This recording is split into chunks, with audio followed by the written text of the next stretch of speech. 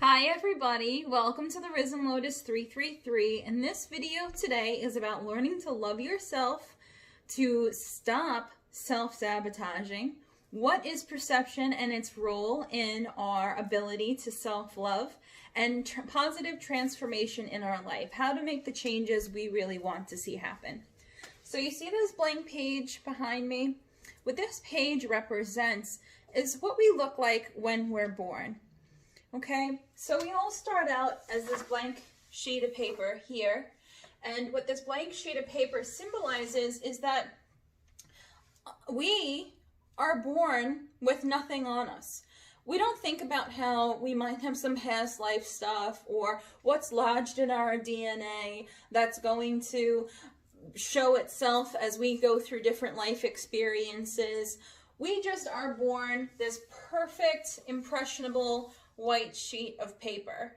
And because of the influences that we receive from other people outside of us and the things that we begin to think and feel about what this white piece of paper symbolizes, will then create our identity. So the first thing is that the subconscious mind, from the ages between 0 and 7 years old, we have a hypercomputer in our brain intaking content around ourselves at a furious pace and linking it together to say, this is what the outside world is. This is what I'm working with. And at 7 years old, it goes, and it hardens up and says, okay, I'm done taking it all in. Now I'm ready to live my life. So life begins to be lived at 8 years old. This subconscious mind is really tricky.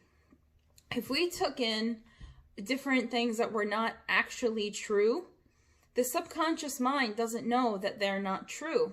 So it lives as though that your experience is the only truth it knows. And as we get older and start to recognize that we want to make changes in our life, we can't only make conscious changes because the subconscious has a story in it, and the conscious idea that we have is like a rocket ship. And the subconscious idea is also a rocket ship, except it has more experience. So as we shoot both of those rocket ships into the air, usually the story that the subconscious has to tell is going to predominate and knock out the conscious one, because that's the story that dominates. But we need to rewrite what the subconscious has in it as its narrative if we want to make genuine and lasting changes in our lives. The subconscious, on a day-to-day basis, when we go to it and say, hey, subconscious, I need you to listen up to me. There's some things that you think about life or about me or about people that aren't true. I want to make changes in my life, subconscious, and I need you to be on the game with me. Maybe the subconscious heard you. Maybe the subconscious is going to listen. So the easiest way to have a conversation with the subconscious mind is this. Early in the morning, just as you're waking up, or late at night as you're about to go to sleep, we need to have a conversation with the subconscious. We're in a very specific brainwave. And say, listen, subconscious, people love us. They do. They love us. And I effortlessly receive all the abundance that I need. And I really am fantastic at my job. And whatever else it is that you need to express to your high self that you're aiming to accomplish, or the changes that you're looking to make, we just need to have the conversation. When we're in this 0 to 7 intake everything around us phase in our life, we're also taking in how our parents love us and how they love themselves. And often, parents love us. They may not always give us the love that we need or speak our love language, but they love us. And the other aspect of that is watching them love themselves. And that's kind of where the undoing is done in most cases, because parents don't do a really great job at loving themselves, and it's not even their fault because they've likely learned that from their parents. And you can see that there's a much larger cycle and picture here to the whole of our society when you start breaking that open and engaging what cycles we've made from where. And you understand, you guys, we have a really great opportunity as we stand here with each other to say, you know what? My past is my past. My present moment, I'm beginning to recognize and learn about myself as I begin to see clearly new ideas that I have not known before. And my future will look nothing like my past because I'm going to take all the things in that I'm going to change my life in a way self-identified, more self-reliant. So here's how this goes. In life, we're born. Source is our creator. We have a high self. Our high self is the aspect of us that is the sum of all of our wisdom, that has no ego, and is completely connected to source. It holds the vibration of all the things that we want and all the things that are good for us, and sees beyond all that we are limited as a human droplet of the eternal ocean, that which is source, to see. And then here's us, the droplet. The droplet, living in this time-space reality that we call planet Earth, is subjected to multiple things. Some people call these things pressures. I just call them factors. But you get to decide what you call them. So the best of all of these are these high vibrational, loving beings, and they're in spirit, and they aim to help us. So you can call these angels, loved ones that have crossed over, spirit guides, etc. There's a bunch of different things that you may be able to call these people, or that these people could be. And either way, their job in life is to just help you, to be there for you. They want to give you love, but they're in the spirit realm, and they're not with us as physically the way that someone with a skin suit is, okay? Then we have the mass consciousness. Mass consciousness. And this is society. And right now, you guys, we are still living in this pandemic called COVID, and a whole new way of life, and gone through so many different things. And it's really a dynamic time right now. And there's a lot to be said for the state of affairs in the global world. So some things that could be experienced right now is fear, and some people are in joy. Some people are expansive.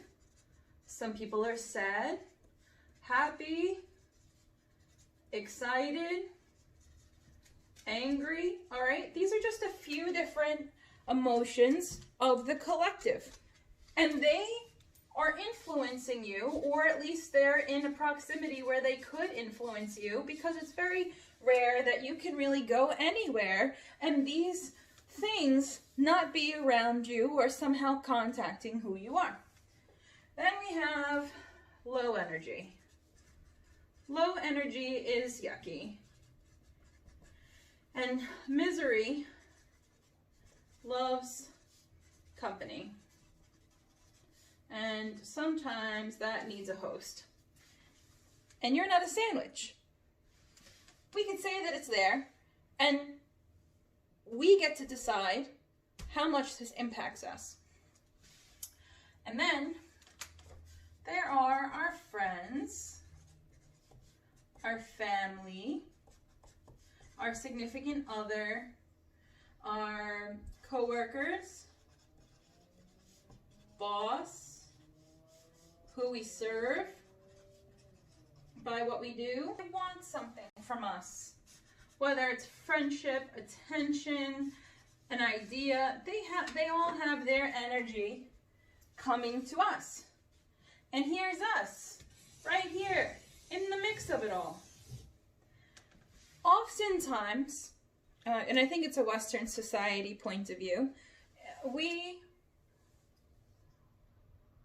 feel we owe somebody something. We're taught to not be selfish. We're taught to be giving. But how can we keep giving to others if we're not good with ourselves? Gotta figure, take the time out and get good with us. So what we're looking at here is a map of all the different things that are going on in our world. And if we want to be giving to these people, because sometimes we carry guilt and we have all these different emotions that we could be sharing with these people when we don't feel like we're doing enough for them. And these high vibrational beings, they're helping us out. And then there's the consciousness, and we got to go to the grocery store and listen to the TV, and there's different people thinking different things. There's just a whole lot going on, and it could be exhausting. So the best way to be able to be in alignment with yourself is to just hang out right here in your zone. And by saying, you know, I call on my high self to do that which is for my best and highest good. I ask to receive, to see, to hear and listen, to smell, taste, speak, feel, know, experience, create, trust, and express all that is for my highest good in the fifth dimension and above or better. And I ask that for myself and all the light beings throughout time, space, and reality. Okay. I'm there. And listen, I would love to be everything for everybody, but I can't. I just can't. And neither can you. So we have to be able to say, you know what, guys, I just need time out. And I need to go be with myself. And if you don't know who you are, where you begin and end, you're going to have a tough time making boundaries with other people, especially if they have something that they determined that you are, or should have, or should give.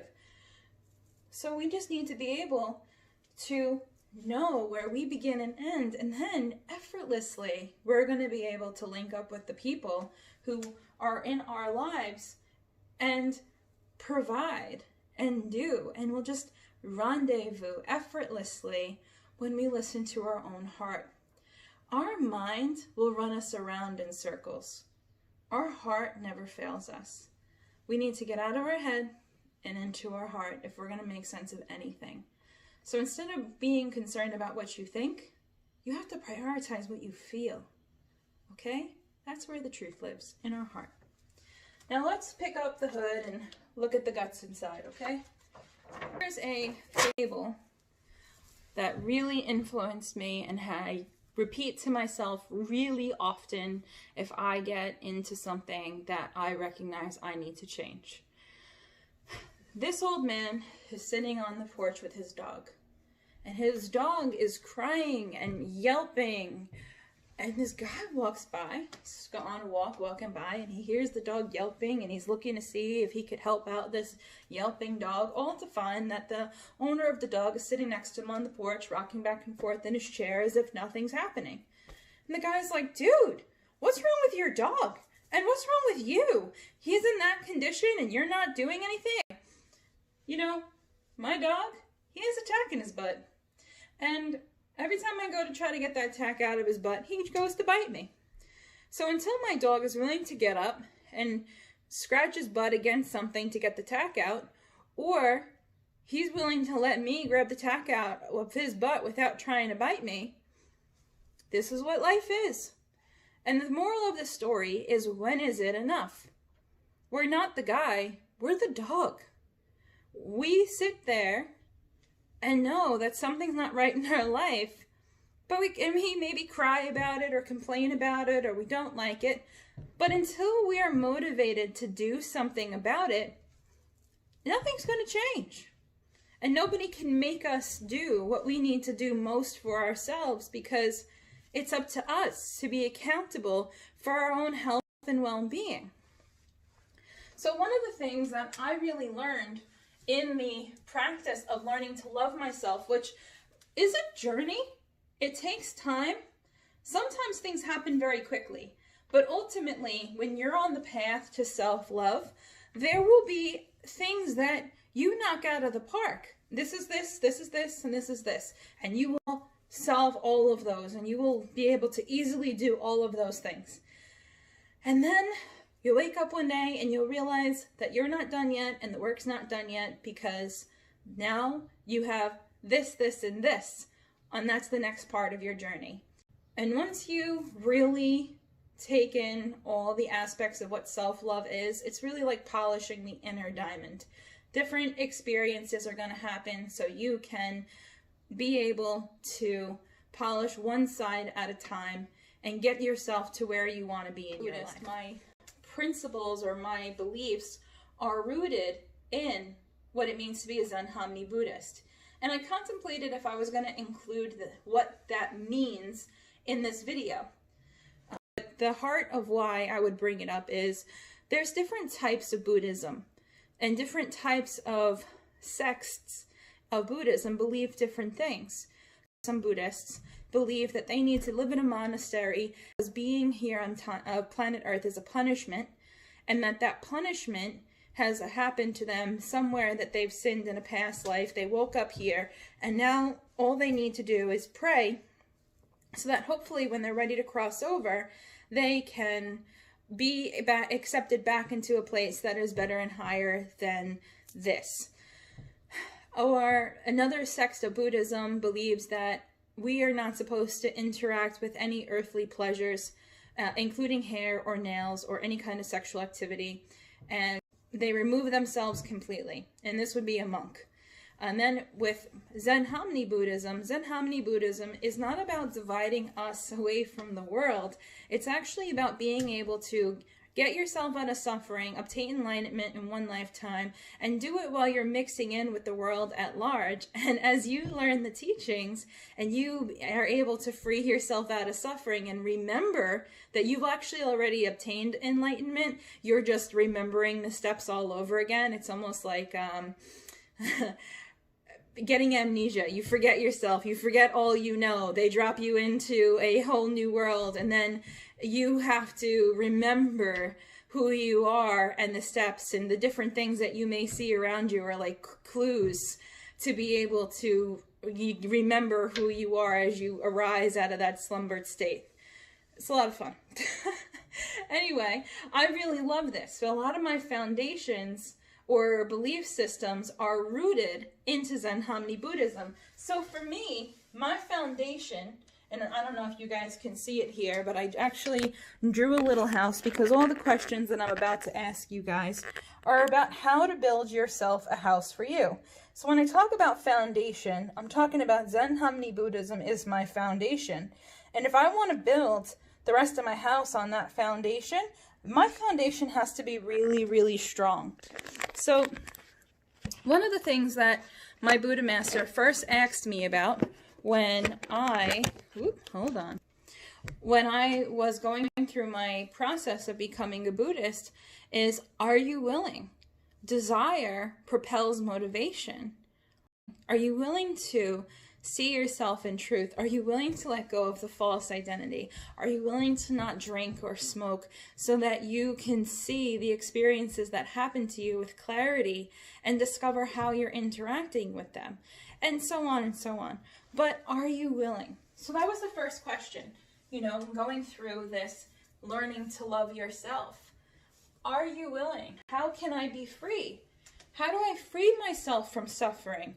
How do I obtain enlightenment? How do I get to that place of joy if I'm not there already? When is it enough? So when you ask yourself, when is it enough? You have to take inventory of where you're at. How do you feel? Are you tired and burnt out? Are you energized? Are you happy? Are you sad? Don't listen to your mind. Get out of your thoughts. Be in your heart space. Be in the feeling space. How do you feel? How long do you want to suffer? Because you can struggle with this for as long as you want. You can struggle with anything as long as you want. I don't know about you guys, but I really like to wrap up my struggle as fast as I can, as thoroughly as I can, because I could speed walk through something, but if I didn't actually process it, then my speed walk is in vain, and it'll actually make for a longer process because I never actually dealt with it. But if you have the tools that you need and the mindset that you require to get yourself from point A to point B, you can actually move the healing process along pretty quickly. Thank God. Okay? So you decide, how long am I going to dedicate to this? How is it helping me? There are things that happen in our life, and it's like a big curtain dropping. And I've had this moment in my life many times. It's in obvious ways like death, a breakup, relocating, losing your job. For me, the biggest impactful curtain drop was when my mom passed away. I knew it was happening. I couldn't fight it. I couldn't stop it. This is what my life is now. And the only option you have when the curtain drops is acceptance. And a lot of times we spend time suffering, circling through emotions. We even have the 9 steps of grief. But the reality is, the only option we really have to be able to move forward in our life is acceptance. To accept what has happened, accept that there's nothing we can do about it, except determine who we will be going forward from that moment and what that moment is going to help create us to become. The old us in that big curtain drop moment is gone. The new us is born. And we have to determine who that person is and what that person looks like and how they live and how they'll do what they got to do from here. It's not necessarily easy, but the more honest you are with yourself, the faster and easier it will be. All right. That being said, the next question here is, who am I? This is the most fundamental question in establishing your identity. And about 4 or 5 years ago, when I felt like I was driving a car and crashed it 100 miles an hour into a wall and was ejected and landed on the ground. When I had to do that, I not only asked, who am I? But I asked, who am I that nobody can take away from me? And I thought, you know, people, my house can be taken away. Am I going to suffer with that? You could take away my house, you could take away my car, you could take away my phone, you could take away anything material from my life. You can take away the person I love. My family could go away. My friends could go away. They could move, they could relocate, they can become busy. I could break up with my significant other, they could break up with me. There's going to be all these factors of our life that mean so much to us and do have their place of importance.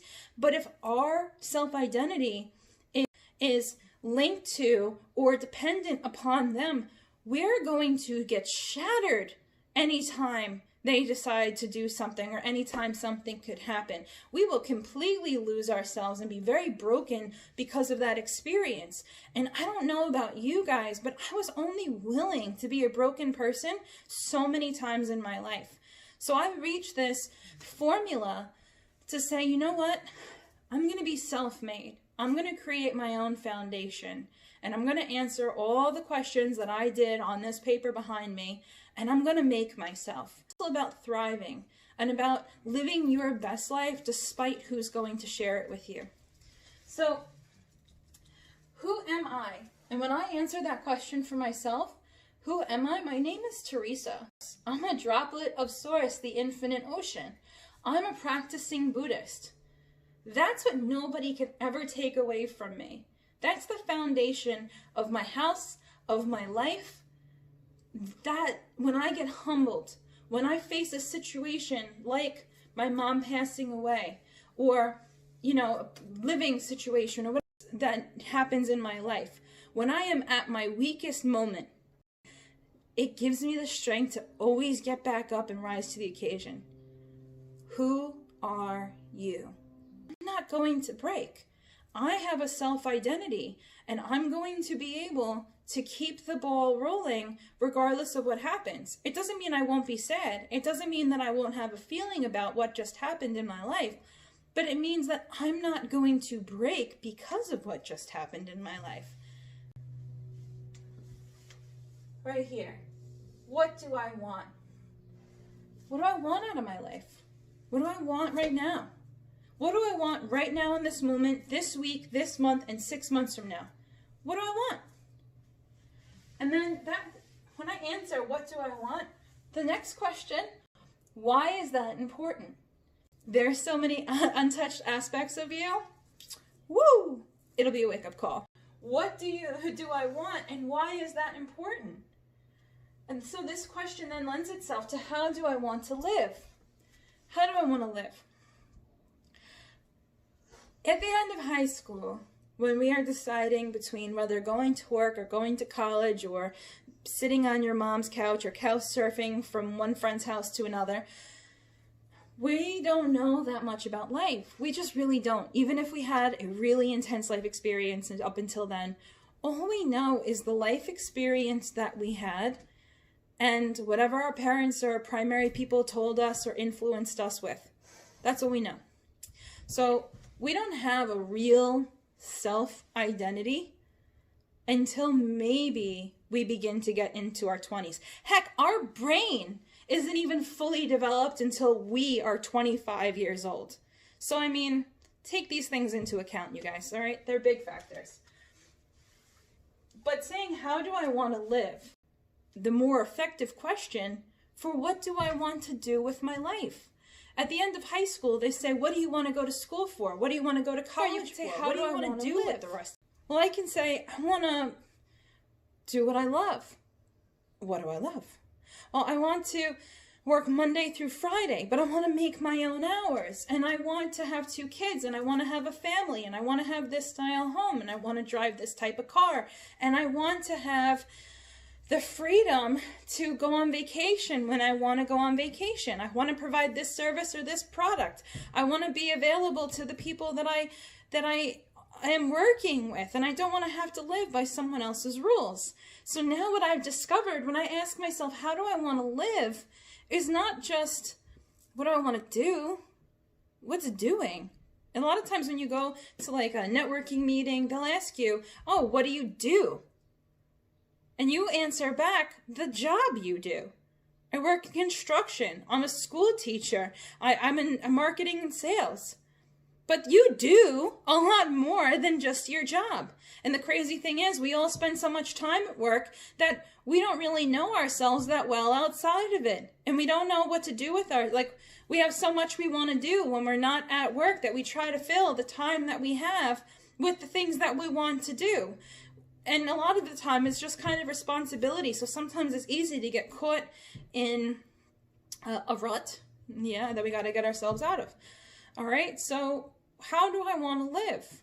And how do I want to live is a much more liberating question, because when I answer, how do I want to live, I then know what I need to do, step and system-wise, to plug into so that I can live how I want to live, rather than what do I want to do and hope that my life turns out somewhere close to satisfying. You know? So the next question is, what makes you happy? How do I know? Once I know who I am, I have to answer the question, what makes me happy? Especially when you say, what do I want? When I answered, what do I want to be happy. But if I don't know what makes me happy, I'm going to really have a tough time doing that. And a lot of times we suffer because we don't know what makes us happy. We're just going through the motions. And then when you ask yourself, what makes you happy? I really want to point out very, very, very importantly, how you speak to yourself and about yourself does have infinite impact on how you feel about yourself, what you accomplish in your life.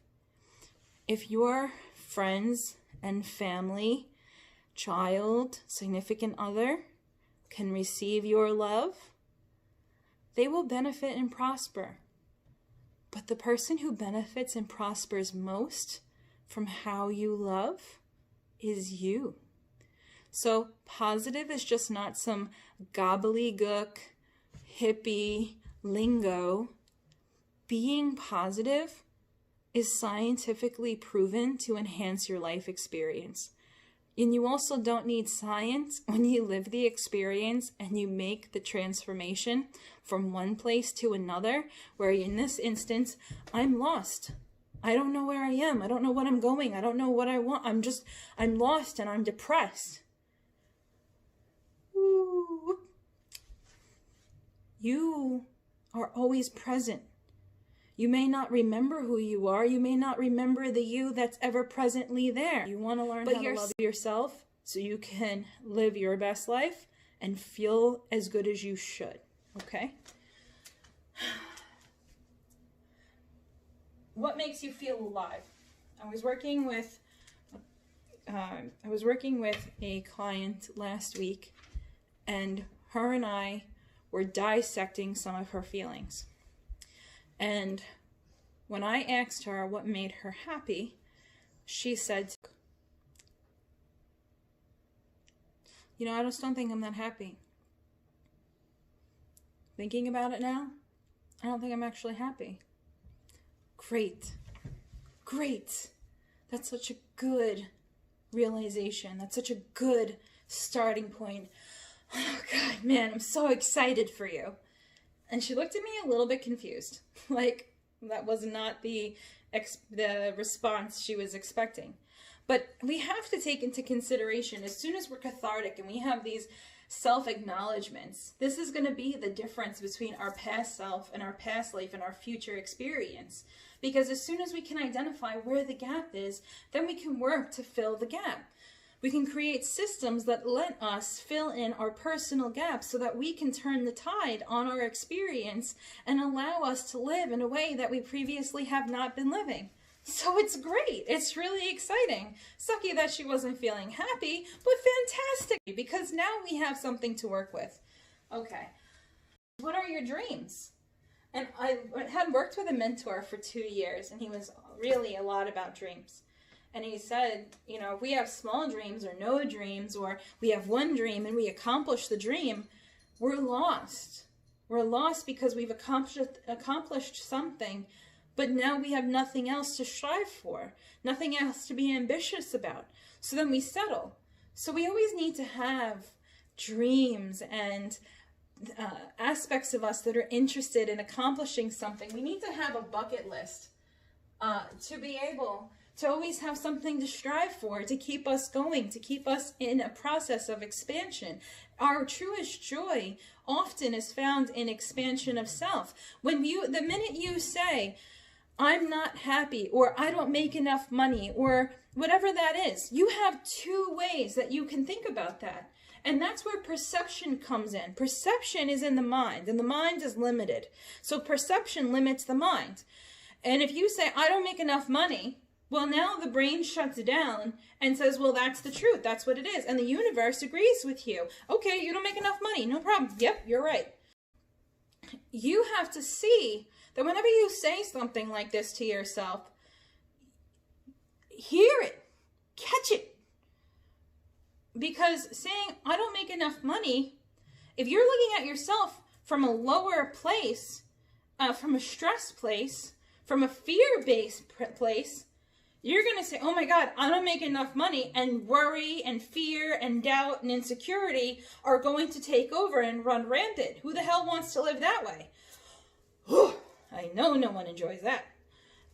But if you look at it from a higher place, from love, you'll say, oh my God, did you hear what I just said to myself? That's a belief I have. Or from that, I don't make enough money. Oh, damn, that's a cue? Oh, geez, that's so exciting. That is a cue in my mind that my brain just put out there that says, bing, bing, right here, transform me. I know I'm supposed to be living differently and or better. I know that I'm supposed to be having a different experience, and I need you, self, to hear me and do the upgrade that I know I'm supposed to have. We're so excited to go buy a new cell phone and get an update on our cell phone, or whatever the hell is flavor of the month, but we don't update ourselves, especially when we ask for it. We're not paying attention to the words we use or the thoughts we think. Big stuff right there. Okay, and then what does your ideal life look like? And in many, many conversations that I've had with other people about what your ideal life looks like, the first, it depends on the person so much. Often, you know, sometimes it's, I don't know.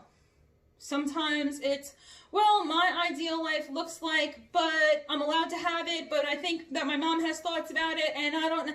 And it's like this filler conversation, and you can see, but as you're trying to get the words out to describe your life, the negotiation process is already happening. Who are you validating yourself to? Whose voice is living in your head, taking up real estate, getting in the way of how you live and what you think about yourself? Who are you giving your power away to? What does my ideal life look like? And you can't dictate if someone's going to be there to do it with you. So you have to be willing to do it on your own and do it with others and just be excited for the ride. So you say, you know, what does my ideal life look like? My ideal life, maybe you travel, maybe you want to help kids, maybe you want to create art, maybe you want to help other people in some way. There's a plethora of things that you can do with your life. Life is so big. Actually, as a thought I was thinking this morning is we're all on this huge rock hurling through the sky, through the solar system. There are so many of us that inhabit this planet, and isn't it amazing that we could all come together and through this video find common ground that's relatable and have things in common. How often we all have these things in common. Amazing. And then, what are your non-negotiables? This is me. This is who I am. This is my line in the sand. Those are my priorities. That's something that defines me. And then, what is my truth? I want to see the true real me. I ask to see the true real me in the fifth dimension and above. And when you're answering these questions, if you don't know the answers to them, you can always pop back over to your high self and say, high self, I call on you to help me see the truth about this.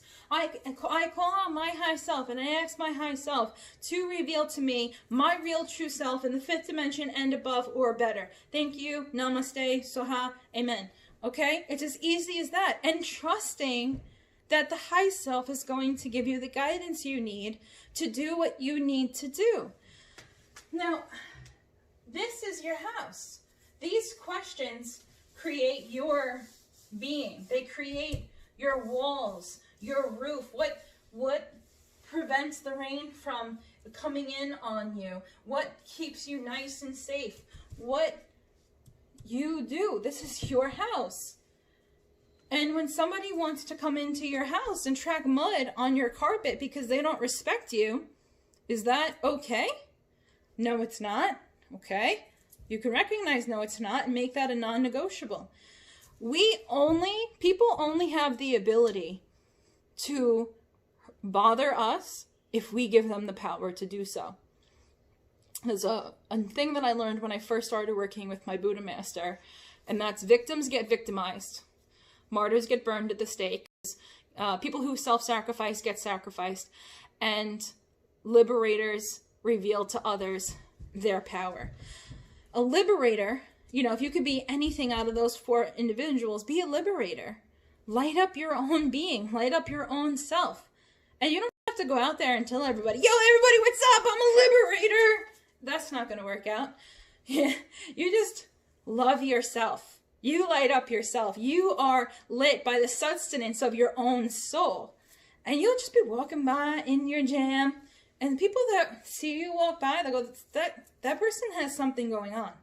I want to know more about what that person has going on because I feel something when I'm with them. I feel something when they walk by me. That's a liberator. A liberator has the ability to influence others, to turn, for that person to turn the light within themselves on because they're inspired because you've already done that. And in order to do that, you got to do the work to get there. You have to love yourself. You can't. Example of this is a story from Deepak Chopra. And he tells this story about how this father has a son, and every time something happens with the son, the father rises and falls. He's object referral. So his son falls off a horse. Oh, so sad. He breaks his leg. Oh, God, so sad. But then because he broke his leg, when the army marched in to take boys and men to war, his son wasn't able to go because his leg was broken. And then he was so happy because his leg was broken. And then the horse got away and he was so sad. And the idea is that this guy was all over the place with his emotions because every time something bad happened, he went into a meltdown, and every time something good happened, he was so happy, and he's riding his own personal roller coaster.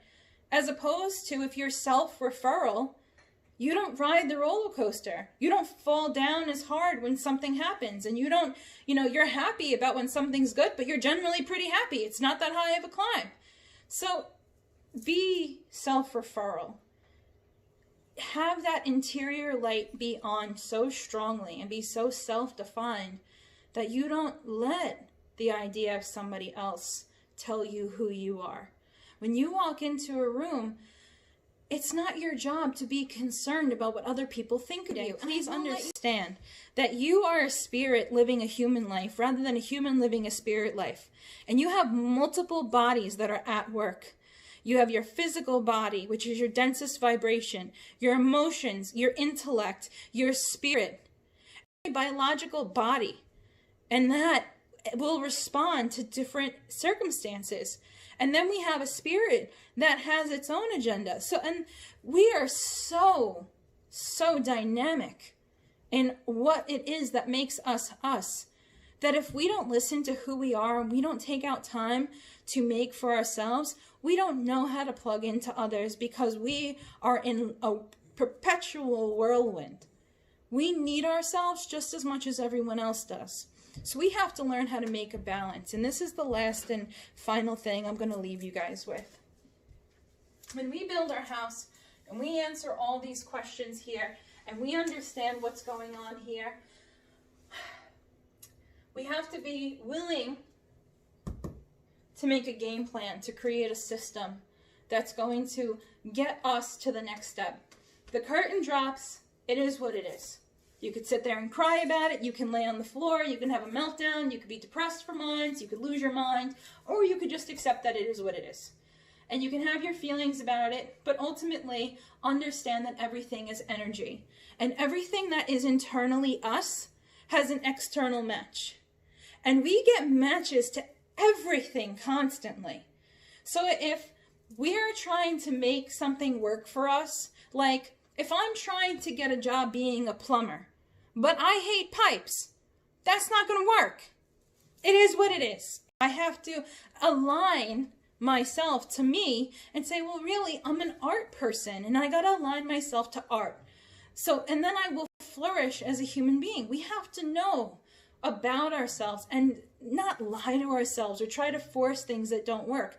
We just need to do what works, and things will work together organically when we're in alignment with ourselves. We get into alignment with ourselves, and then it's effortless to align with other people around ourselves. When we build the house, we have a sense of self. The lights are able to be on. We can liberate others. We're not a victim to anyone else's behavior, and we have to understand that whenever something happens, it's not they did it to us, we're just as accountable. We gave our power away. Sometimes we do that. Or something happens. I had a friend who was telling me the other day about being in a relationship with a narcissist. I validate that that's how she feels. But on the other side of that, I don't really believe in narcissists and giving my power away or any of that stuff. Like, I understand it's a psychological terminology, and yeah, maybe that person is in fact a narcissist. But the reality is that she learned how to love herself. And she wouldn't have matched with that guy if she did not love herself. Every person we come in contact with is a teacher to us in our life. And every person we have a major relationship with is there to teach us something. They're there to hold up a big mirror and reflect to us stuff that's going on in us that we need to learn and deal with. So I thank everybody. I thank every single major relationship in my life because they are all my teachers. They're all holding up a mirror and they all make me a better person with every life experience that I have. I wouldn't run into somebody that wasn't a match to my vibration if they were not a match to my vibration. I can only attract who a match is. And that's what's so important is to recognize is that when you answer these questions and you get into alignment with who you really are, the matches are easy. Cut yourself down and give yourself away and then expect to have something left over. It doesn't work that way. And there's always, always, always more of you to be given because you never run out because you're connected to Source. You don't have to do this whole life thing on your own. Source wants to help, but we also have free will. We have the free will to invite Source into our life. often when catastrophe or something big happens, we're praying our little selves off, oh, Jesus, Lord, help me. But the reality is, you know, after so many times of getting humbled in my life, I invite God into my life daily. Dear God, hey, Source, good morning. Good morning, High Self. I just wanted to let you know, and it's part of my system now, is to daily invite it, Source in, so that I can live a more truthful life for myself and never get so caught up in ego that I undo myself. And even when I do, I get myself out of it that much faster because I'm so aware of what I have going on. I know the answers to these questions. So as I was saying, the end thing I'm going to leave you with is creating a new system. So let's say that you discover you are willing, you've had enough, you feel burnt out, you don't want to suffer anymore, you know who you are, or you're willing to answer that question. You've answered these questions, and now you have the intel that you've collected from these questions. Well, great, now you have the answers, but now what do you do with it?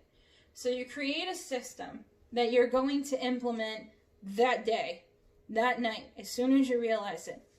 So you're going to say, in order to build my house, I have to figure out who I am. Who I am. That's like question 1 of your foundation. You answer that question, boom, foundation laid. Now I know who I am.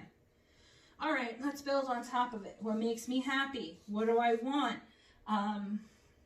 What makes me feel alive? What are my dreams? What does my ideal life look like? What are my non-negotiables? What are my truth? What's my bucket list? And now, because I answered the question, who am I have something to build all this stuff up from. And this creates me. This is me. I can't be broken because this is me. It doesn't matter. A parent, a significant other, a sibling, a child, a coworker, a boss, a move, a flood. I don't care what the hell it is. This is me. I'm good. I'm good no matter what. I'm good.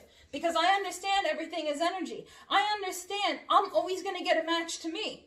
If I'm getting something external that I love, I'm good inside. If I'm getting a match to something and it's not doing me justice, that's, hey, Teresa, take inventory and go do the work. And then you understand that either that person's energy is going to move and you guys can move together, or that person was meant to come into my life, point out to me that I was off in that area, and we're going to keep it moving in our respective realities, and that's okay. Because I love me and respect and appreciate me, and I love that other person, and I respect and appreciate them.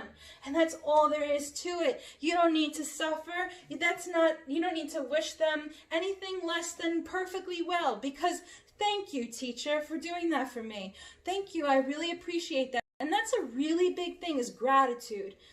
When I think about how I'm able to maintain being so happy consistently and daily, I look at the world I live in and I think it's so beautiful. I think of all the things habitually that I'm grateful for. I sat in my car the other day and I went for a ride and I parked my car and I watched the sun come through the leaves and these little puff white balls come through while listening to an Alan Watts video. And I felt this beautiful breeze and I was golden because I appreciate everything from the little stuff to the big stuff. And sometimes that's what you need. You don't need to focus on all the crazy chaos. It doesn't lead you anywhere good. So when you do this, now you create a system. A system lets you say, listen, when I ask myself, do I love myself? And if that, here's an exercise you can do. Pull out a mirror, pause this video, look in the mirror and say, I love you.